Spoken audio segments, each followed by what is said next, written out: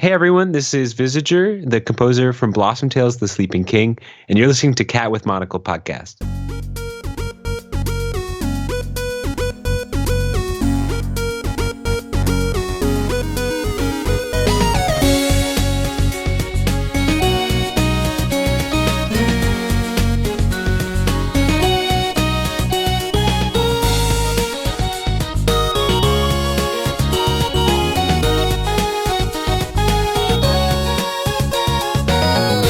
Welcome to the third episode of Cat with Monocle's podcast.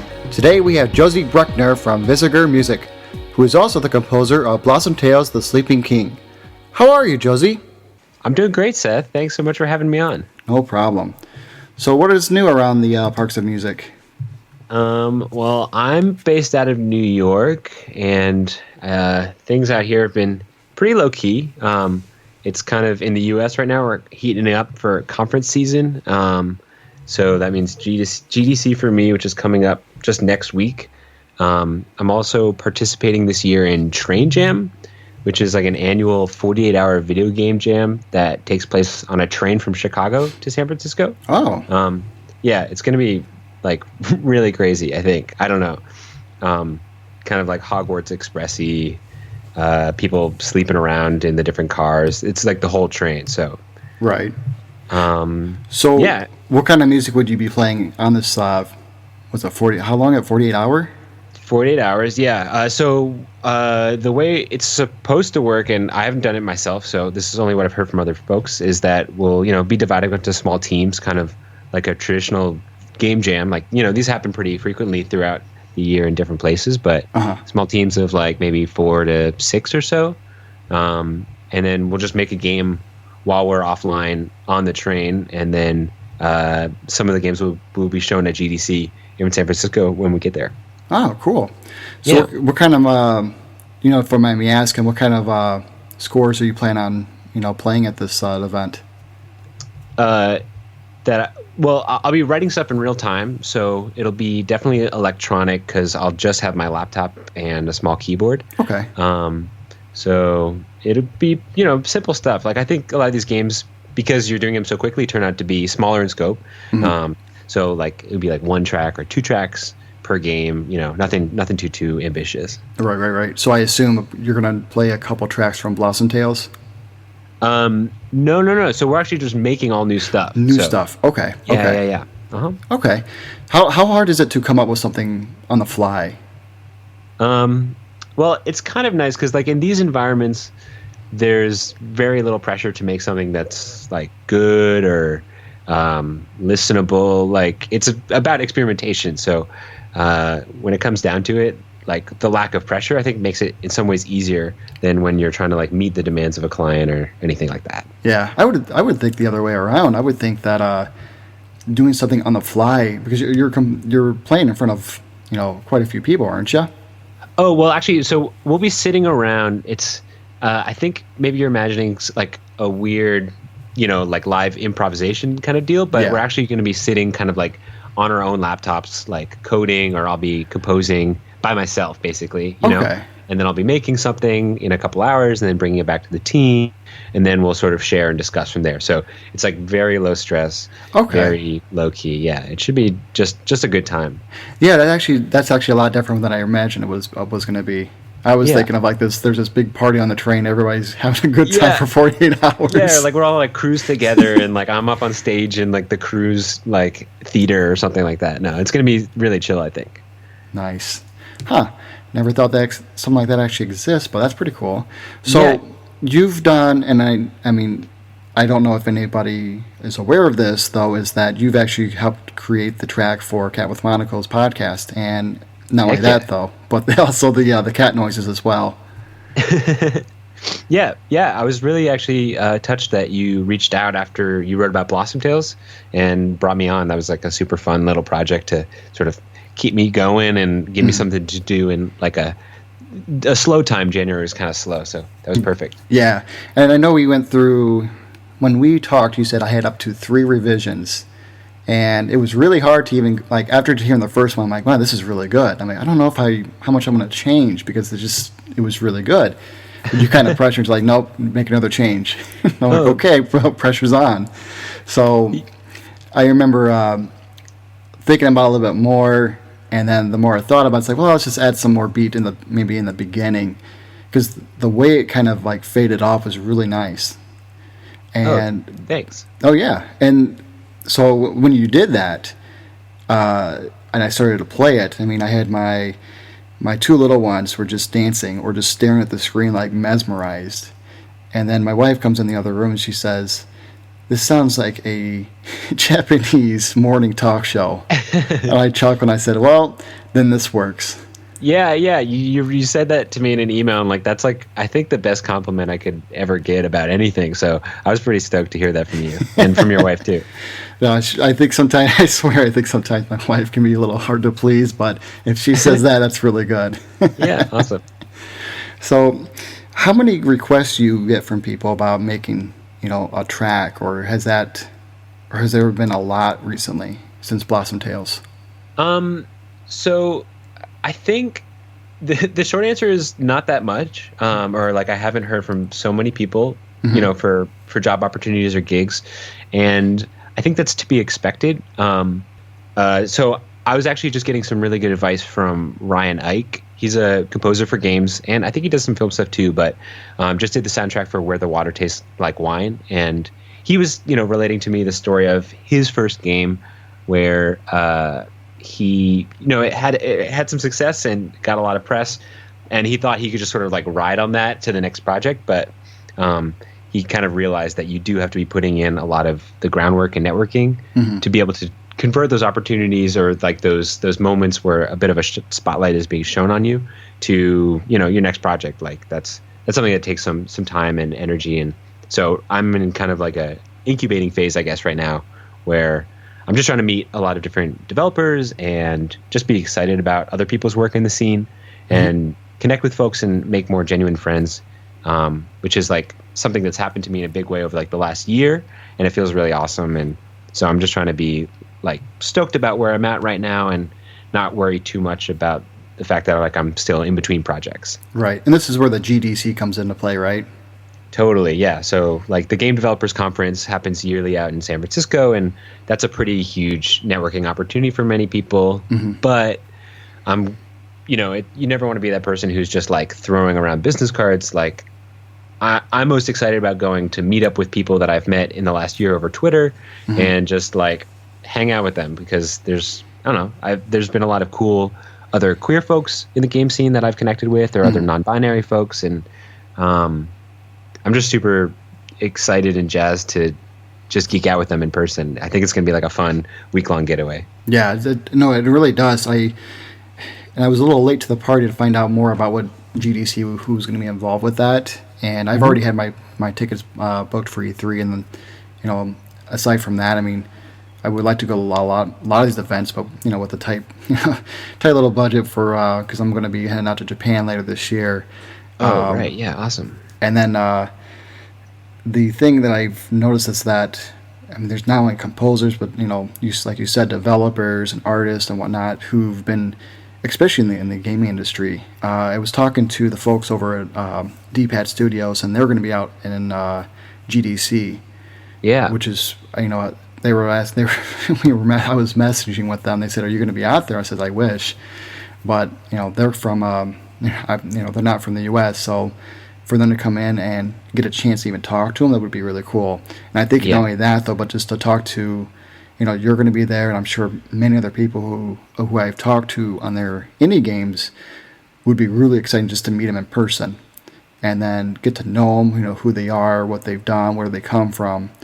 It's a different type of environment than going to, let's say, I would imagine like PAX and especially E3, because when I went to E3 last year, it was mostly, your bigger developers, you got your Sony, your Nintendo, your Microsoft and whatnot, and big publishers, showing off their games for the rest of the year, or supposedly next year, and which is great and all, but I think with this, and this is what I liked about indie games, is that they're at it's a certain point where like you can kind of relate to them, to a certain point, and just talking to like you and everybody else just actually feels I want to say maybe really nice, really cool, just down to earth, and just like you and me, you're not this big composer. It's like, well, I can't talk to you. I'm too big and important to talk Right. to you.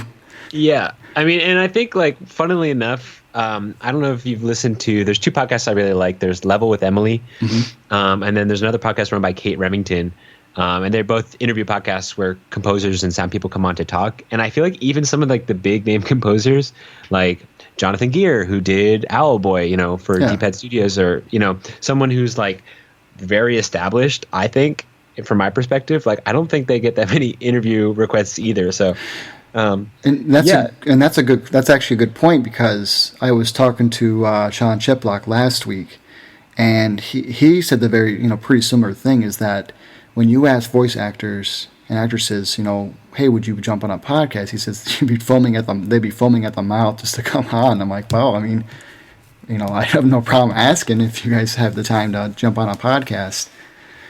But yeah, totally. Yeah, I mean, because like these people, we're all smaller parts of the machines that make up like one video game, and often we think of like the developer as being, if the original creator developer of a certain small indie game or whatever being like the masthead, and so they get a lot of the attention, and rightly so. But like there's tons of people doing awesome things in like making shaders for video games, or doing voice acting, or doing like production or community management, that are all super interesting and definitely deserve to be talked to, because it's all part of the soup of how games are made. Right.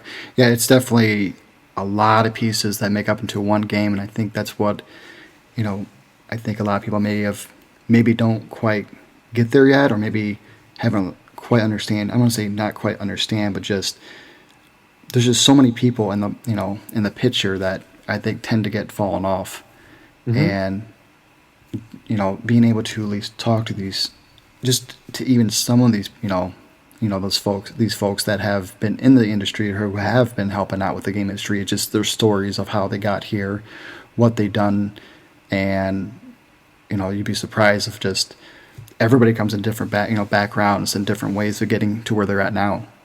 Yeah, totally. And like there's also this weird thing going on, what was it with Mass Effect, about the way that the face animations or the talking animations were. There's like a lot of blowback, from gamers who are not in the industry, not really fully understanding like the ways that all the parts fit together, I think, because, once you get to mid-level game studios, and especially like AAA game studios, things get so big that they're really just not interested in talking about what's going on behind the scenes, because they're worried about a player's not liking something right away, and then that tanking the release. And there's a lot of pressure to make the release like as perfect as possible. And so they just skip talking about things that could be really interesting, or, avoid having transparency that could be risky for them. And so I think there is like a big disconnect between, how developers see games and how non-developers see games. And so, yeah, anything that, we can do as the larger community to bridge that gap, I think is really healthy. Right. So how did, going back in time for a little bit, how did you able to start composing for Blossom Tales? How did that come to you? Yeah, so it was a whole crazy sequence of events, and I'm not sure like how in detail to go into, just because it's like, I don't know who's actually interested in the sort of details of like my personal like history, but basically like around 2015, I was like working on some music stuff for Visager, like my music project. And at the time it felt like I wanted to do more like indie music stuff, or that's where I'd been coming from. I played a bunch of shows and did like a little bit of touring, and I was like singing live as part of it. And those old albums are like deep back on my Bandcamp. But I wasn't like super jazzed about like where I was at and where I was headed.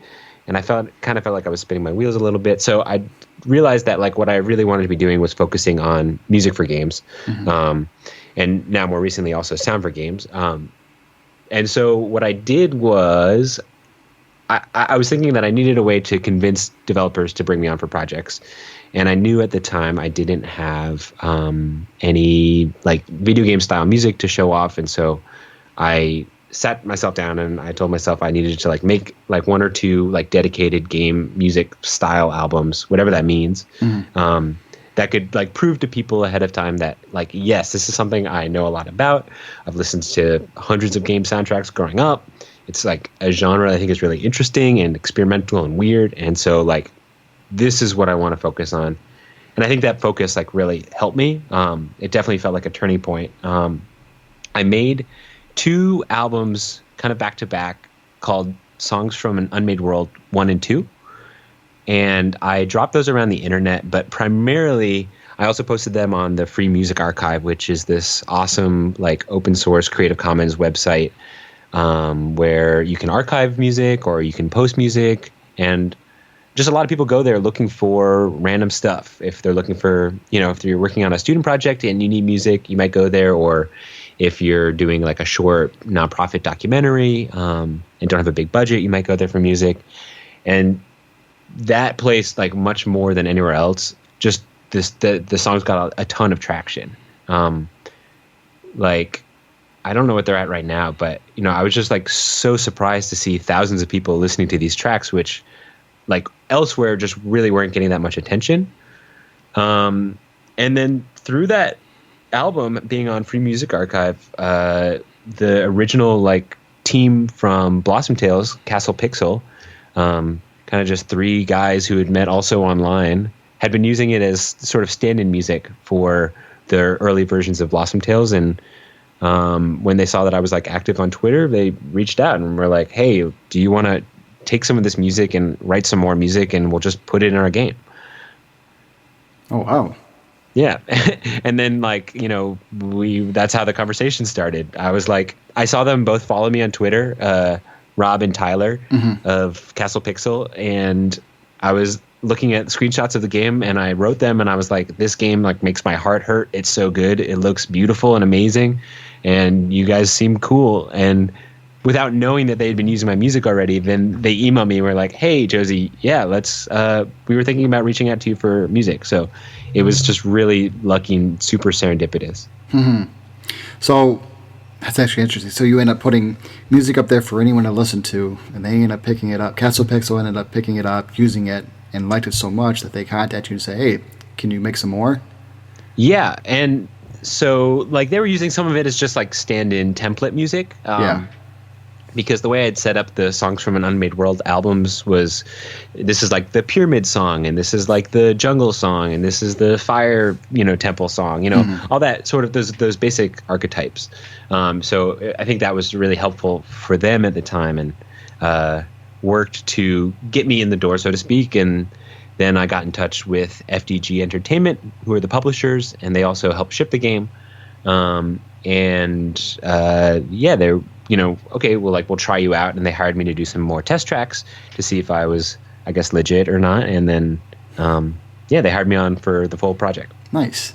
So was there any tracks from your early day album that made it over to Blossom Tales? Yes. So the Ice Dungeon music in Blossom Tales, the Frostroot Dungeon is music that was called like Ice Cave on the original Songs from an Unmade World album. It's a little bit tweaked as it, it needed to just have like a slightly different feel. It's a little bit slower, a little bit moodier. And like I, in the meantime, had just learned a lot more about music production. So like I balanced things a little bit nicer, for my own sanity. Is that it? The trailer I know has like a clip of something I made from that album as well. But I think beyond those 2 things, there's one of the witches, the witch in the Mire Zone in the Boiling Marshes. Her music if you go inside her house, is also from the second Songs from an Unmade World album, but also again tweaked. Oh, okay. Yeah. I'll have to go back and replay it now. Yeah.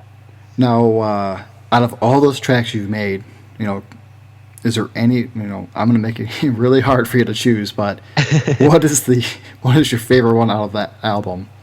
From Blossom Tales? Yes. I am really partial to the Sleep Room music. Okay. If you like in Blossom Tales, so for those who don't know, Blossom Tales is the story about a young knight named Lily who becomes a knight on her first day on the job, and she gets tasked to save the king from his evil, cursed sleep. And so the room where the sleeping king lies, because the game is called Blossom Tales: The Sleeping King, just has like this like short little like A/B loop that I don't know. I just was really proud about how it turned out, and I like it a lot. And it carries like a motif from the title music, and I think it's cool. Nice. So it sounds like you have been having a lot more fun creating music, and now than you were doing, prior to this, and you still want to keep doing it. Yeah. So I like in terms of composition stuff, I'd worked on some theater projects. I wrote music for like a play about the life of Alan Turing, and his experience with his queer identity, and the he was jailed for being gay and forced to take estrogen, and then ended up it's a really dark story. But this was sort of like a celebration of his queerness, and so that was something I worked on back in like 2012, 2013, and then after that I was working on a couple more like dance and theater projects, and they're great, but like my heart is always screaming video games, and I think there's just something really special about the ways that entering a new environment and hearing new music, not that all games have to have that format for their music implementation, but just like this idea that like music is really tied to location, I think is super interesting. Yeah. So what games or what era did you end up growing up with? Well, I am 28 as of a couple weeks ago, and so my first games were played on Game Boy Regular, which my grandpa had for some reason, and I still don't know why, but he had a big old chunky gray original Game Boy, and I played Metroid 2 and Tetris a ton when I was over at their place. Mm-hmm. And then I got my own Game Boy Pocket, and then it was all just uphill from there, pretty much. Okay. Yeah. I wasn't allowed to own a console growing up. My parents did rent me a N64 from Blockbuster for a week for my birthday one year. And that was the best week of my life. And then it got taken away and returned to Blockbuster, and I was super sad. Oh, man. They ended up taking away a lot earlier than the 1 week? Oh, no. I had my allotted 1 week, and I played the heck out of that thing. What did you end up playing a lot of? Oh, let's see. We had got Mario 64 and Glover and Pokemon Snap. I think either those three titles and one more. But yeah, my parents were really not pleased when I showed them that you could take the little baby penguin and throw it off the ledge. I think that was a sign for them that their decisions up to that point were a good thing. But I think my current career trajectory right now is proving them wrong. They got mad because Mario threw the penguin off the ledge. But more so that I did it, and I was like pointing and laughing at it, and they were like, "This kid is messed up." Oh no! If that's what it takes, I think it's all over now. Yeah. Did they realize that the penguin actually comes back down? Yeah, or that it was a virtual penguin, Right. Actually, this came back up recently because Trump invited all those video game people to the White House to slander video games, and definitely there's not a causal link between video games and violence any more so than sports or TV or whatever. But I think a frame of that penguin being thrown off, either someone was tweeting it around or it was in the video that they used, but it must be a joke. I want to believe that it was actually in the video that they showed him, but who knows? If it was, I'd probably probably laugh so hard about that. Yeah. Oh no. So, what soundtracks from games did you end up enjoying? And I guess now enjoy, but also got you into composing. Yeah. That's a pretty beefy question. Definitely Link's Awakening was like a huge game for me. Like not only does that game have like some incredible songs. Like the Ballad of the Windfish is like so beautiful, and the way it's written in the game itself is like really eerie. It like, slows down and speeds back up, and the way it overlays with those cinematics that they had for it are just really, really beautiful. And that game was all about collecting these instruments, and each instrument would play its own version of the melody as you would collect it, and it was just super, super cool. And I think that really captured my imagination like at a young age. Like later soundtracks that I really got into were Jim Guthrie's soundtrack for Super Brothers Sword and Sorcery. Like for me, that was one of the first soundtracks I thought that really did an awesome job blending different musical styles while still for sure being video game music. Jim Guthrie is like this Canadian folk guy, indie folk, singer-songwriter, and I don't really know his full background, but the sounds on that album are like super, super awesome. Like everything from like old Commodore 64 sounds to like ride cymbal that's like beautifully, lushly recorded, and it all just super works together. And like there's some really nice piano on that album. It's all really good. Oh, interesting. What about because you went through so Game Boy one, which that's a really good one. I play that one all the time. I never really beat it. I just always redid the game. Like to a certain point, I just start over constantly. Yeah. And I've always liked I don't remember what the name of the mountain is. I'm sure somebody can correct me anytime, or maybe you can. It's Mount Tam? Mount Tam? I think that's right. And I'm looking it up right now. It's got a really nice upbeat music to it. And Mount Tamaranch. That sounds about right. Yeah. I remember when I first got to it, or every time I would replay the game, and I got to that point, I would always love trying to go up in that area. But unfortunately, every time I get up there, I couldn't go very far. Oh, no. But it's just, because they want you to just, go through different tunnels and getting around. But every time you hear it, it's like, oh, this is so great.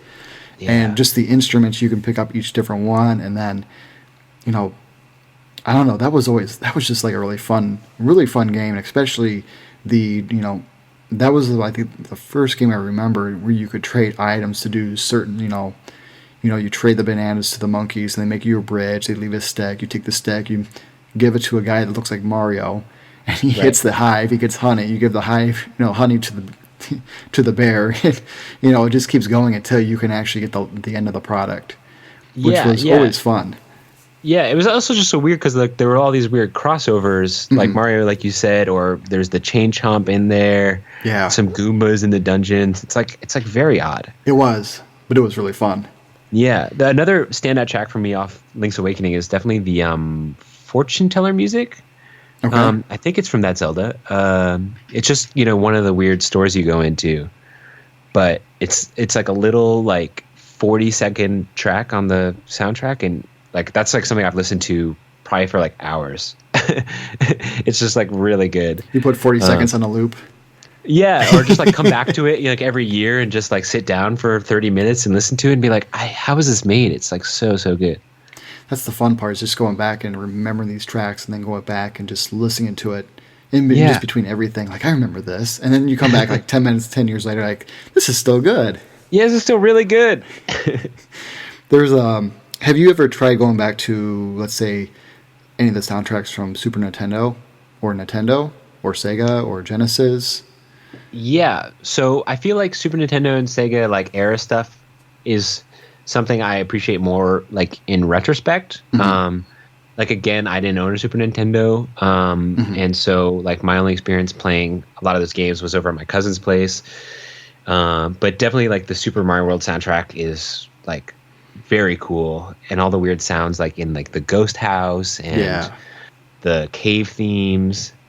Even those dungeons. The dungeons were great. Yeah. It's all good stuff, but definitely like I appreciate that more on like an intellectual level, because I didn't spend as much time with it, I think, as opposed to like the like Wii songs or like the Game Boy songs that really like live in my heart for sure. Right on. So is I this will your? say, sorry, Seth, Oh I'm going to no. jump in. I did play a lot of Sonic CD. Oh, that's a good Um, one. And the theme song from that game is like fantastic. Sonic Boom, it's so good. And the animatic at the beginning, it's a full-on anime. You said Sonic Boom. Sonic Boom is the name of the track, I'm pretty sure. Oh, Yeah. okay, on Sonic They've CD. got like awesome like female vocals. Because there was a Yeah. Sonic game called Sonic Boom, so I had to make sure. Oh, yeah, no, not a 3D Sonic. Right. Now, have you listened or played the Sonic Mania? Yeah. I played a lot of that, and it's really good. And it like the fact that it was made by fans too is like the cherry on top of the beautiful ice cream. It seems like a lot that's kind of, I don't know if a lot of it's going on, but it just seems that, a lot of the industries, they'll take it into a certain direction. Like if you look at Capcom, you look at, what's another one? Sega. I mean, for sure. I want to say Square too. But they make some really good soundtracks. But they get that it's like they lost that touch after for so long, and then when they actually come back and dig back in their roots, of nostalgia, it's people flip out in a good way. With Capcom announcing Mega Man 11. And just the track that they introduced there, I think it shocked a lot of people. Like, whoa, this is great. Yeah. And then you've got, what's the other one? You got Sonic Mania for a good example, and just the amount of time that was put into that one. And I mean, I know that they pushed that game back a couple times, but the end result was still good. Yeah. I'm a big fan of just like a lot of the reinventing that's going on right now. Yeah. Like, I mean, most prominently seen by Breath of the Wild and Manaka Kataoka's track, but like, it's not track, soundtrack. I think there's like a lot of room for experimentation and like shedding of the past too. Like, I know I've like just gushed about how great Link's Awakening was for 20 minutes or whatever, but I do think that there's a lot of room to try out new and weird stuff, and I think that's something that's really appreciated by players. Yeah, and especially when you take a game like Zelda and Mario, and you can still make it good for so long without having to kind of go back in time like Sonic Mania was or Mega Man. It's astounding in how they can still make it good after so many after 25, 30 years. Yeah, and there's no slowing down. They're still going to make some good stuff. But then you've got companies that seem to have a hard time keeping up with the quality of, when it comes to not only the game, but also the audio as well can, make a big impact as well. I mean, if a game doesn't sound good, I'm sure people can probably figure something else to play. But, it really does heighten the game's, excitement out of it. I mean, I look at Blossom Tales, I look at Owlboy. I'm hoping I'm saying this right. Akalatz. That was the game that was on. It hasn't came on the Switch yet. I'm hoping it does. But that's okay. Those are some really just those three at the top of my mind. I'm sure there's more. Celeste is another one. Yeah. Lena's soundtrack for Celeste is like the coolest, best thing ever. Yeah. I mean, there's just been a lot, like just recently, there's been a lot of good music coming out of these games. Yeah. And I think that's great that they're getting some attention. Yeah, and the soundtrack's like what you live with, after you're done playing a game, because you don't need to spend any more time in it, but you do need to like have some music to listen to while you're traveling around, driving around, or on the subway or whatever. Like the soundtrack, is what lives on, and so like that's to me is also kind of special. That's a very good point. I mean, think about the first, Super Mario Brothers theme. I mean, how popular was that, and how still popular it's going to be. Yeah, totally. I mean, there's just it's a very good point actually, and I think. That's why I think music is probably one of the most important things in the gaming industry. I mean, other entertainments as well. And in life. In life in general. I will not argue with that. Oh man. So GDC, I'm going to go back to this. This is your first time going to it? It's my first GDC, yeah. Okay, so I've never been to it. I've heard about it. What do you know? I mean, obviously, we know there's going to be other indie developers, artists, composers. You know, it's when I was looking, it looks like there's workshops too. Like, Yeah, so it's kind of split. Like the first half of the week has a lot of different tracks. So that it has like audio focused talks and panels, not audio focused. Like one of the tracks you can do is audio, but there's like advocacy or visual art, and I don't know the whole list. But so like the first half is kind of about like education, and then like the second half is about like the expo and showing off games. And then in addition to like the official, conference listing, there's a ton of events that happen throughout the week. There's a lot of like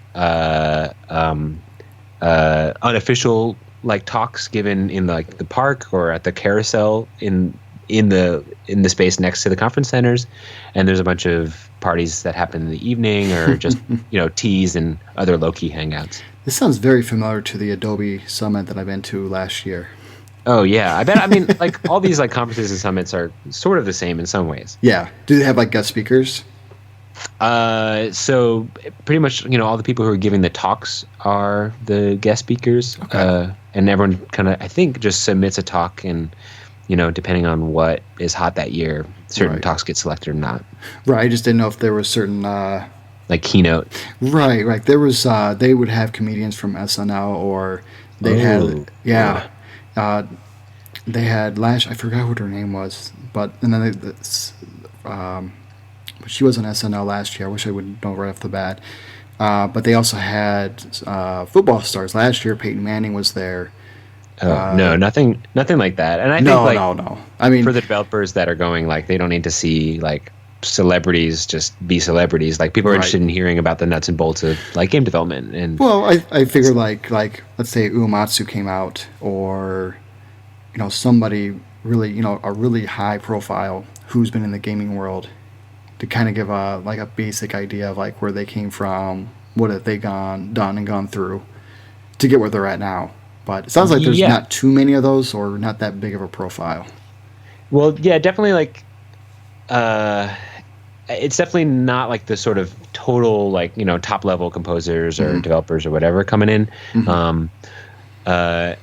Yeah, there's also, I think, this interesting conversation going on right now about those sorts of talks, like I'm a successful whatever, like here's how I got here. I think there's a lot more conversations happening right now, at least in like the communities that I'm part of why those talks can sometimes be counterproductive.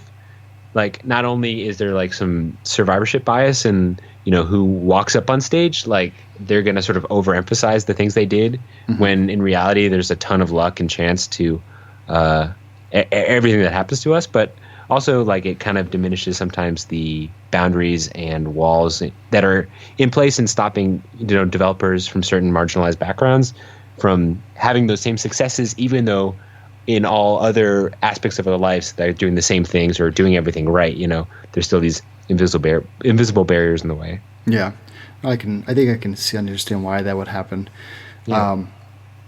But it's interesting that they actually have. I mean, it's a great way for exchanging names. Looking for additional, like, hey, I've done this or done that, and it's exchanging business cards and names and other kind of contact, but also, you got your workshops to even get better. Yeah, and like, I think other cool like topics or things that people are really interested in hearing are like when something doesn't work out the way you expected, or just like what's something you're really excited about. Like, I think some people really respond to these like niche talks on very specific subjects. Like, here's how we did our snowboarding mechanic in this game. Like, here's how we replicated the creaking of ankles to maximize the playability of whatever. Something like really, really esoteric. Right, but sometimes it's those little details that can make the experience a lot better. Totally. Yeah. Interesting. So this should be your first time, and it's all week long. Are you going the entire week from Monday through Friday? Yep, and I'll be like there a few days on either end to just see friends out there as well. Oh, okay. Yeah, there you go. Yeah. And if you learned a lot from this, would you go again next year? Yeah, I was not 100% sure I was going to be able to go this year. I got a scholarship to go, actually, through an organization called I Need Diverse Games. that's run primarily by Tanya DePass, who's like an awesome advocate for different kinds of gamers and or game developers. And so like there's like a little crew of us, like 20 to 30 or so, that are going on these like, big, like the full pass and fully funded. So that makes it so much more doable. But yeah, I think next year, scholarship or not, I would want to go again. I think it's going to be really, valuable for me to be there. Right. So what kind of goals do you have in mind? I mean, you've done an indie game. What other goals do you have in mind to with your composing skills? Yeah, well, I've been talking with one developer that I'm like really excited to meet up with in person. But it's kind of that thing where like we've chatted a little bit, but we have to see if it would be a good fit and all that stuff. Right. I would love when I came on to Blossom Tales, things were kind of already in progress, and I came in at a later point. And so I kind of crunched all my work and also just learned a lot on making Blossom Tales that now if I went back and started from the beginning, there's a lot of stuff I would do differently. And so I'm excited to have a project that I can work on from the ground up and really sort of meticulously weave all the songs together, have some good motifs carrying through like every track, as opposed to Blossom Tales where there's some motifs, but I didn't really fully develop them. I'm excited to, just like make something like really special and unique, and hopefully that can be my next project. Yeah, so starting something totally fresh, new, you can get an idea of how you want to integrate all the music together. I know with Blossom Tales there was already some set in stone already, and you were kind of basing it off of that to create the rest of it. Yeah, or like more specifically, like I was coming in as a bit of an unknown, and so the negotiating between like me and Castle Pixel, the developers, and FTG, the publishers, like everyone had a bit of a say in like what the music should look like, and so a lot of the times I had to sort of figure out the best way to compromise. I mean, like everyone is compromising always in game development, but for me, it was trying to make sure I wasn't speaking almost out of turn, because the people I was working with had more experience than I did, and so I wanted to make sure I was like listening and learning from them as I went, and hopefully that made the game soundtrack as strong as possible. So it sounds like, correct me if I'm wrong, you had a lot of revisions in this one. Yeah, I mean, I think a normal amount. Like some tracks were done on the first try, or some tracks were great on the first try, but then right for a different part of the game than we had envisioned, and then a couple tracks were like really gnarled, and it was a bit of a snafu to get them finished. Specifically, the Golem Saving music was something that we revised a lot. I think it was something that with Giannis, who's one of the who's kind of leading the charge over at FTG, like we just had a different idea of what it should sound like, and I thought it should be a lot spookier and more mysterious. And Giannis was like pushing for a more calm, relaxing Celtic vibe, and so we like got to a point where he just sent me a 2-hour YouTube video of Celtic music and was like, "Here, listen to this, and make something based off this stuff." And so I was like, "Okay." So I scrapped everything I had done up to that point and made pretty much what is the current track now. And I think that was great because people seem to like that track and respond to that one specifically. And that was all Giannis's like art direction, Interesting. Yeah. Well, I mean, it's always good to have another pair of eyes to look at things in a different perspective. Now, I know outside of what I'm doing here with Cat with Monocle, web designs, web development, you get so used to like designing something, but then, you have like, three, few people looking at it and says, "No, I like it this way. Maybe you should try it this way." And, it's their critiquing, but the critiquing can be done in a way to help you out a lot. And I think that, with this, it sounds like it actually helped you out with Blossom Tales. Totally. Yeah. And like, I think the worst thing you could ever do is be someone who like gets feedback and discards it or doesn't really listen. And so I think something I've always tried to do on team projects, and hopefully I did, I think, well at Blossom Tales, is like be that person who's like, yeah, okay, I hear where you're coming from, and let's try to make it work, just trying to be as open to different ideas as possible. Now, have you ever done it where you let's say, for example, for the Golem one, you take what, you listen to Celtic music for 2 hours, you adjust it to, what they're thinking. Do you ever have the idea, or maybe you've done this before, where you would create an additional track to say, I also created this, just to kind of give them an option, or is it just, here it is, that's it? I mean, in total for Golem's Haven, I probably wrote about 6 different revisions of tracks, and that was the most by far. Like, most other tracks were done from like 1 to 3 revisions, and it's usually not worth it to like do multiple things concurrently, knowing that you'll be throwing one out. It's always, I think, smarter just to like do your best that you can on this one track, and if it doesn't work, then you can figure out why and go from there. Yeah, I think with music, I think with scores like that, I think you can't really spend too much time except for like a little demo. Yeah. If you're pitching in a project, then that's kind of a different story, because it's all context dependent. But it sounds like there was some you guys had some time crunch to get some of the music done because they've already started on it. Yeah, a little bit. So they hired me in June of 2016. And the original plan at that point was to release in October of 2016. And in hindsight, that seems really crazy. But the Steam version of the game came out in March of 2017. And then, as you know, the Switch version came out in December of 2017. So there actually ended up being like a longer release cycle. Mm-hmm. But most of the music was done by November, ultimately, of 2017. So I worked on it not like consistently, but over the course of 4-ish months. Oh wow! Mm-hmm. Now, how many tracks was there again in the album? Yeah, there ended up being about 44, with some being like super short, like 10-second or 15-second shop tracks. Do those 10-second ones take you a lot longer than it should have? Actually, no. Like those, like the shop music was all written really, really quickly. It's like they're like sweet little sketches, and I just pooped them out and shipped them over, and they were like pretty much not changed from start to finish. What about that? Sounds kind of familiar to the cat ones I asked you to make real quick. Yeah. Certain things that like don't need too much focus tend to be better if you think about them a little bit less. Yeah, I think. Yeah.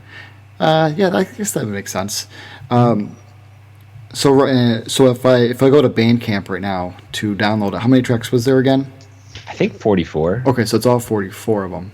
Yeah, something like that. Okay, and then now the game came out on Steam, and then a few months later on Switch.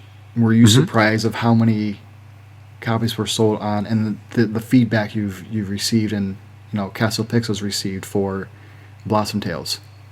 Yeah, especially because like when we released on PC, it was just PC, not even PC and Mac. Mm-hmm. It was kind of crickets, and Steam is like a hard place to release on right now, just because like it's super saturated. Mm-hmm. And I think like the publishers, FTG, were really great at finding like a really good window just to slip it in, like as people had sort of died down from playing Breath of the Wild, and we're kind of missing having like a good top-down old school Zelda. Mm-hmm. They released it like right before Christmas, and yeah, it was night and day in terms of the buzz. Like we got like 2 big features on Kotaku and all this, stuff that was like really just honestly insane. Like in hindsight, it still seems like a little crazy to think about, and maybe this is all a dream. Maybe this is, I'm in Link's Awakening, and the windfish is going to whisk me back to my rocky tide. Hopefully it's not in the middle of the ocean on a log. Right, yeah. Looking up the sky, dreaming about what could have been. That's right. Now, if they were to, there was rumors floating around, I don't know if it's true or not. Uh-huh. Let's say that Link's Awakening was remade. Would you be ecstatic to wanting to play it if they were to make a remake? Yeah, is it like, what kind of remake is it? Is it like just like they're just re-releasing it, or is it a sort of like Link Between Worlds? Kind of like Link Between Worlds. So let's say there was rumors that it would be a remake of Link's Awakening for the 3DS. Okay, well, I don't own a 3DS currently, which is a bummer, but I would definitely be interested in checking it out if there was maybe like a sweet ROM someone could send me or anything like that. hopefully the tracks of the music would actually be really still intact, or maybe they should give you a quick call to help you out with that. Have them. Yeah, I mean, definitely different versions of video game music is like always like a super treat. Like even going back to like SNES and Game Boy Color, like differences in soundtracks, like Dragon Quest versus Dragon Warriors, for instance. It's really cool to hear, the same track but reorchestrated on different chips or different, cartridges. Yeah, no, this is true. Man, there's an RPG series that had a really great score. It was, I don't think it's talked to a lot. It's Breath of Fire. I don't know if you've heard of that one. No, I haven't. So, well, it came out. They've been on the Super Nintendo, but I think the biggest one was on the PlayStation. It was Breath of Fire 3. They made 5 of them. Well, okay, let me go back. They made another one, but it was for mobile. Okay. It was for the smartphone, and only in Japan, but it never came to the U.S., so I don't know if I really should count that. And they've already stopped making it. So I really got into the third and the fourth one, especially the third one, and the music for that was just, I don't know, it was mesmerizing. It catched every scene. It I don't know. It was. Whoa. It really reminded me back in the the 16-bit era a lot. Okay. And it seems like that would be something like right up your alley. Yeah, definitely. So it's like it's just kind of 16-bit weird sample instruments and all that. Yeah, I'd say so. Okay. Yeah, link it to me. Send it to me. Yeah, I definitely will. Or put it in the show notes. Yeah. For the show notes, I might as well just throw everything else in there. So you're going to be at GDC this year for for the week. You're going to be on a train from, you said, Chicago to LA for 48 hours. To San Francisco. Oh, I'm sorry, San Francisco. I'm also hitting PAX East. I'll be hanging out with FTG Entertainment there, and I'm also on a panel, which is exciting. There's like a panel about trans representation in games, trans and non-binary representation in games, and I'm really excited about that. And when is PAX East? PAX East is April 5th through 8th, 2018. Okay, so right around the corner. Man, you're going to be busy. And then, then there's East Coast Games Con, where I submitted to give a talk, and I'm doing this talk on like the history of sampling in video games, which is going to be kind of nuts also. What are there any other plans after all this has kind of died down? I've been considering about going to grad school for music composition, but that's still something I'm like deciding if it's going to be right for me. But I think it could be. Okay. To sort of solidify my like arrangement and some orchestral stuff and some music theory. I think those are all areas where I could definitely improve. Yeah, nice. Now, you probably don't have, I assume, talking to voice actors, developers. I'm going to assume the same thing with, as a composer for video games. Mm-hmm. Your time, just outside of everything is pretty limited. Yeah, that's true. Yeah. I know yours is a little. Compared to voice actors, you're going to shows, you're coming out with music, you're putting it out there for people to listen, and obviously more work for additional games outside of Blossom Tales. Mm-hmm. Now, let me ask you this: when was the last time you actually went out to see a movie? Oh man, the last movie I saw. I'm thinking back. I've missed like the last month of good movies. I think the last movie I saw was Phantom Thread, which does have an amazing soundtrack. But I've been really bummed out to not be able to see A Fantastic Woman yet, or I haven't seen Black Panther yet, which I know is terrible, and I haven't seen Annihilation yet, which is going to be really good, and I never saw the last Star Wars, so like I'm just really doing everything wrong. But I think a lot of these are probably either already out or coming out to I gotta go see Star Wars in theaters. I'm gonna go see it, Seth. I'm gonna get there. You could probably still do that too. I think you still got some time. Yeah, maybe like as a nice calm night out for GDC, like I'll take a break from everything and go see a movie by myself. There you go. Yeah. Now, let's see here. Are you a coffee drinker, wine drinker, or something else? I like how you set those up as mutually exclusive. I'm kind of all of the above.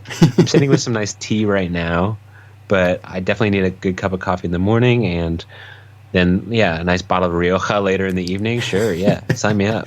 How many coffees did you end up taking when you were doing Blossom Tales? Uh, geez, the total number or per day? I say per day. Oh, I'm pretty good about being like one or two. I'm not one of those crazy like 5 coffees a day kind of people. Yeah, especially drinking them at like 11 o'clock at night. Yeah, yeah. Actually, I find myself to be most productive in like the late mornings, early afternoons, and then maybe a little bit in the evening. But like once it hits like 11:30, doing like writing is generally kind of hard for me.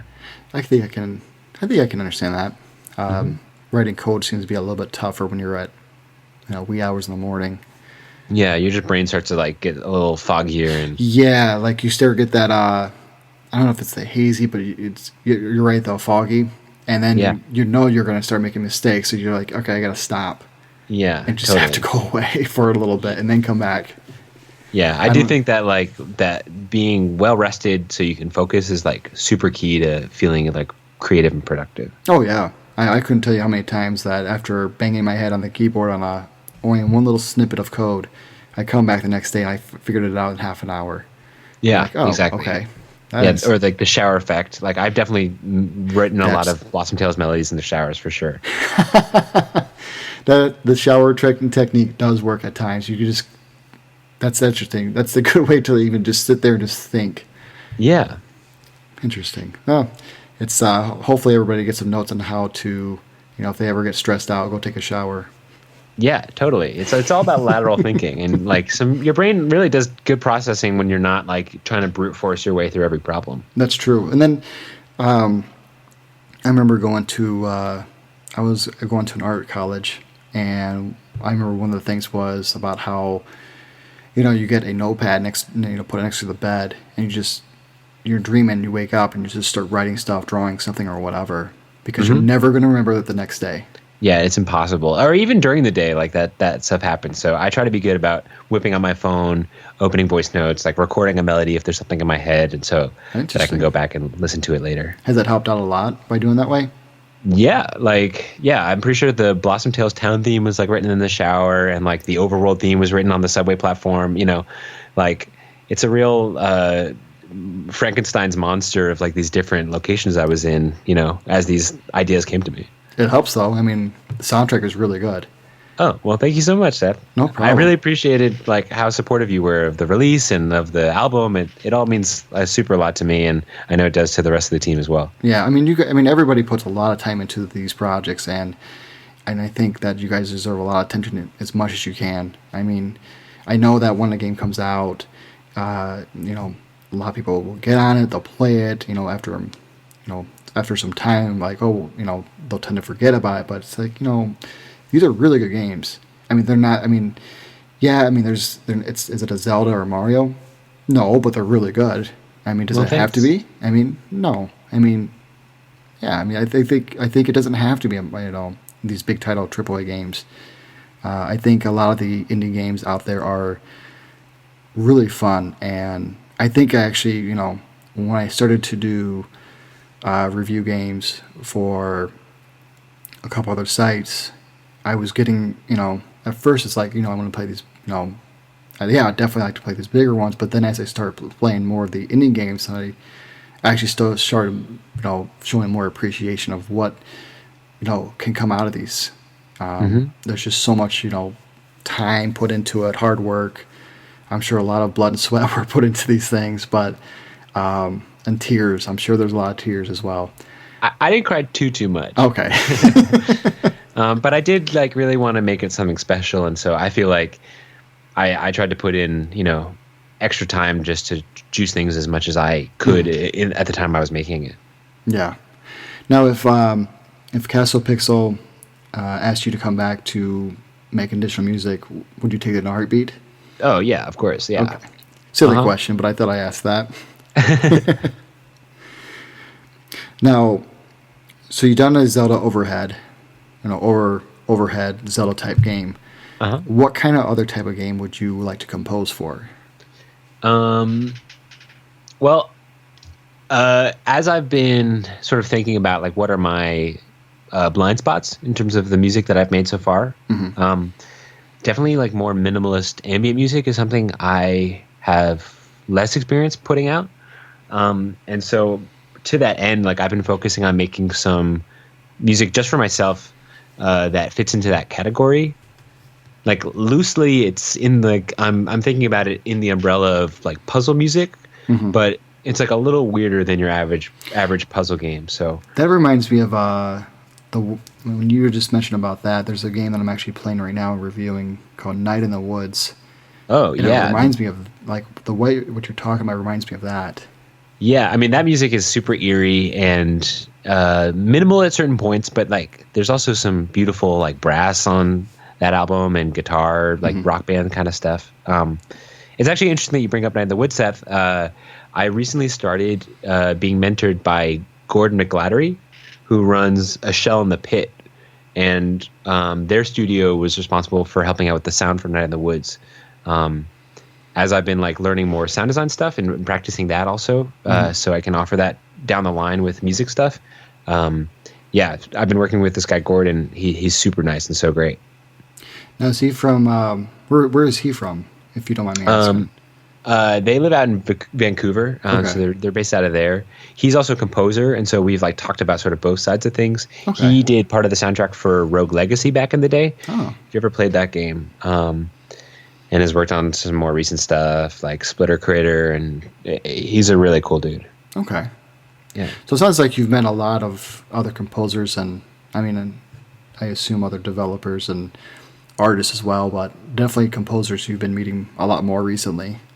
Yeah, definitely. Like, I feel like just connecting with other folks who are, at a similar spot to where I am, or just that like understand what it's like to put out music and really care about it. I think like talking with them online and meeting them in person just really gives me life, and I will take that life and make it my own and suck them dry of all their life force. And it sounds like you've always you're pushing yourself into different directions, because you mentioned about trying different types of music that you'd never done before and just try new things, which I think that's great.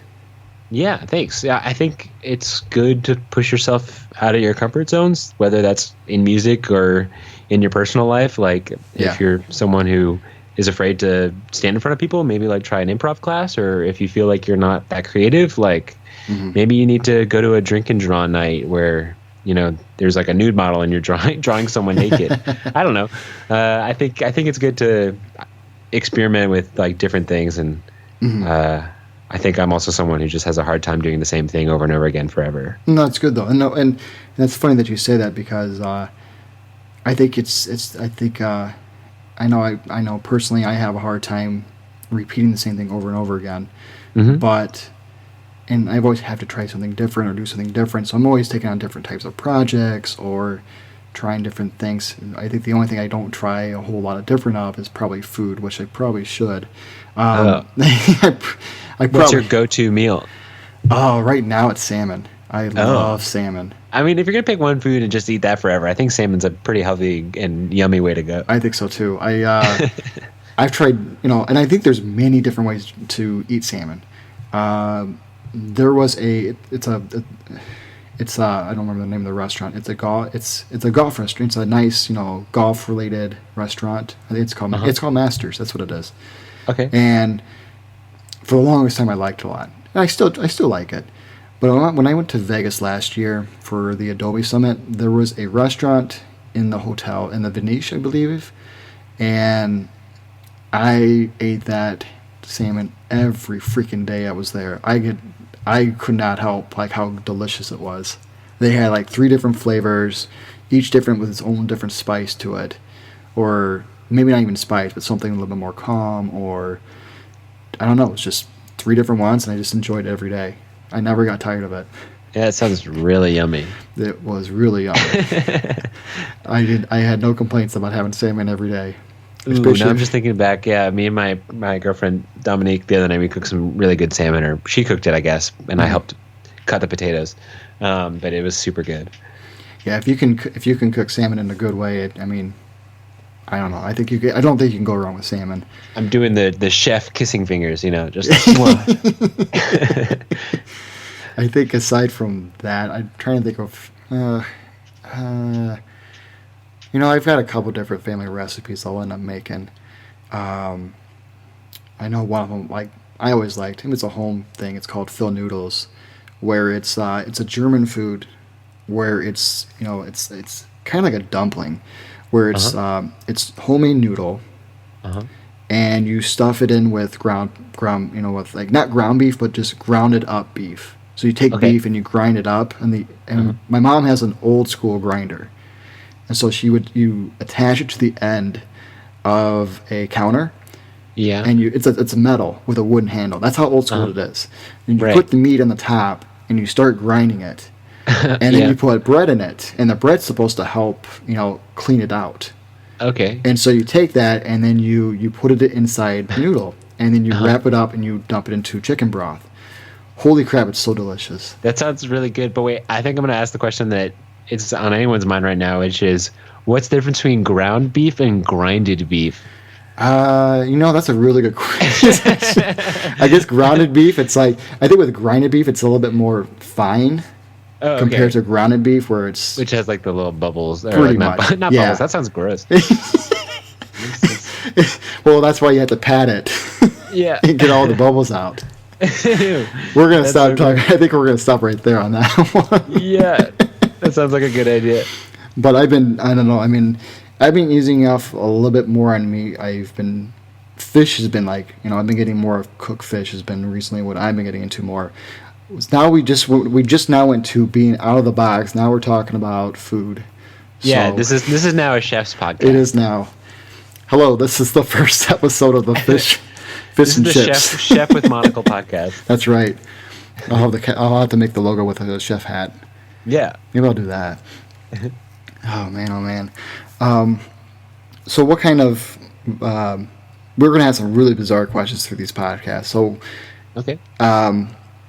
Your go-to meal? For me, my biggest comfort meal is like a nice tortellini, maybe, or a good stir fry, or maybe like a quesadilla. Do I have to pick one? Those all sound really good, so you keep going. Some SpaghettiOs, maybe like French toast with French fries. Maybe like a big old Western omelet. I love food. Yeah, sign me up. What about fish? I love fish. I love salmon. So when you said SpaghettiOs, right? Yeah, straight so from the can. Don't heat them up. If you get out of the can, do you do the chef fingers? Yeah. Yeah, and I put the empty can on my head and I do the chef fingers and go, mwah. My compliments to the can, mwah. You do that to the ramen too. Yeah, just dump the hard brick on the ground and I go, mwah, at the ground. There's a, and that's funny, like, now they brought up about ramen, there's actually when I was in LA last year for the EA conference, I have a cousin that lives in that area. He showed me Little Tokyo. Okay. I believe that's what it's called. And there's a restaurant, it's a ramen restaurant. I'll have to tell you what it is. They make everything, in front of you. The ramens are homemade. They make it in front of you. There's a window, there's a glass in front of it, so you can't sneeze or all that stuff. But they make it in front of you and they,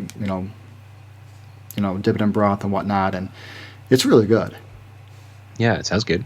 And we went from outside there, we walked into Little Tokyo, and there were some, I don't know, they've got some really nice desserts.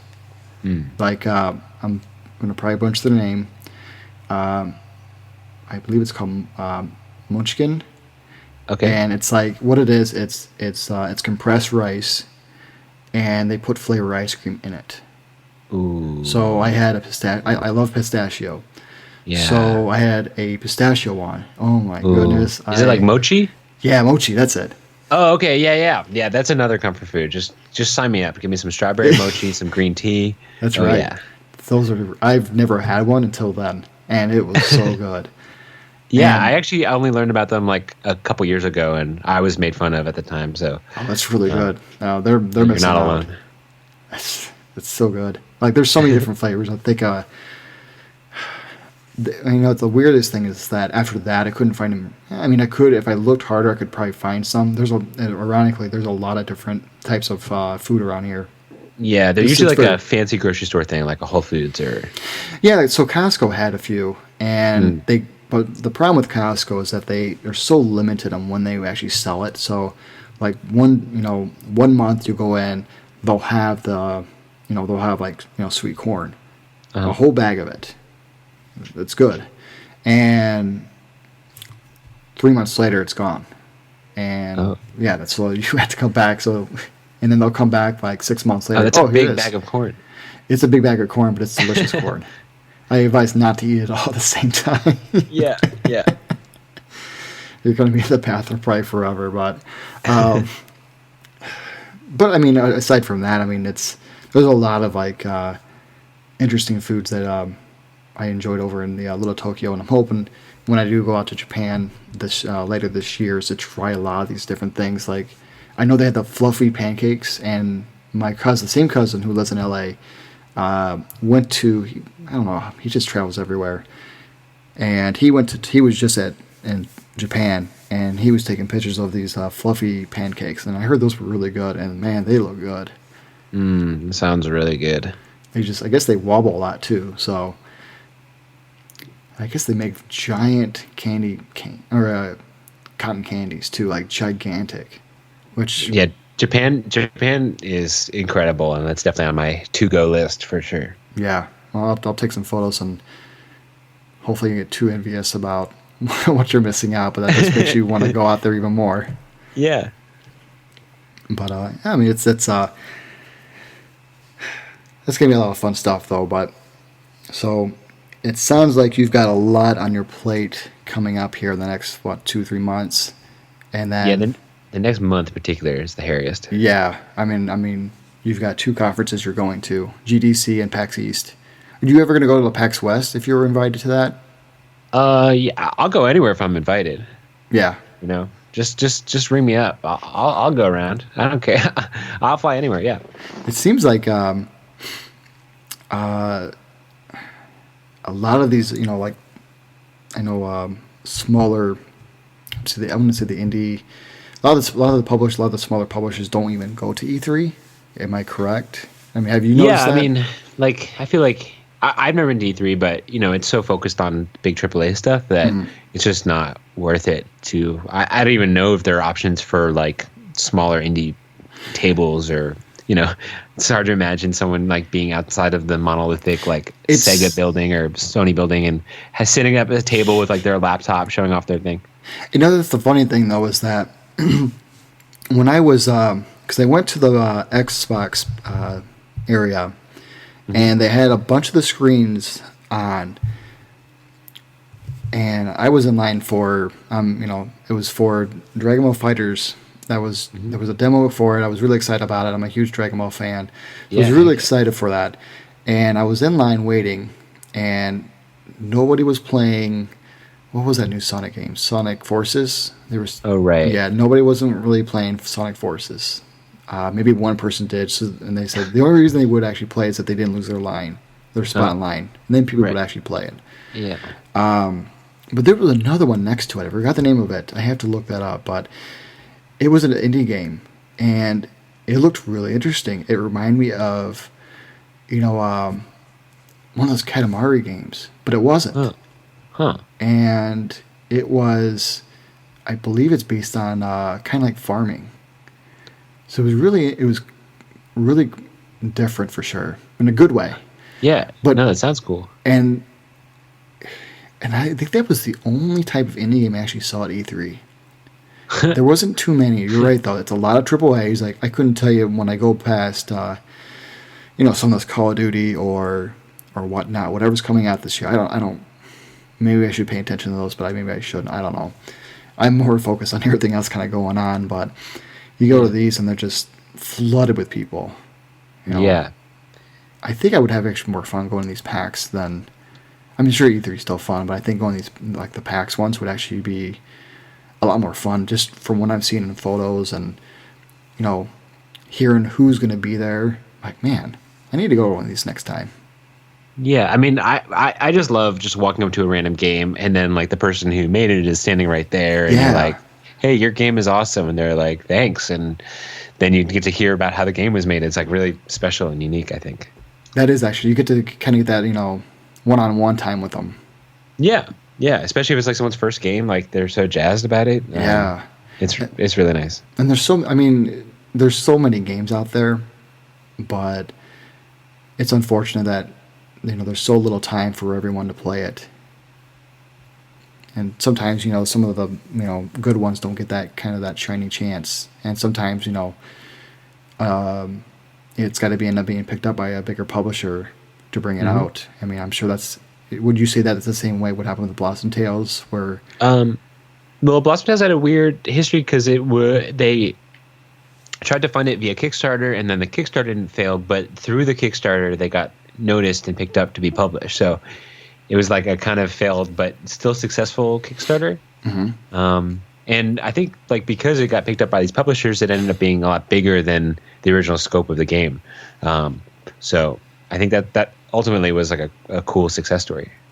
Interesting. Oh, I'll be. And then from there on, you jumped on board and then the rest is history. That is right.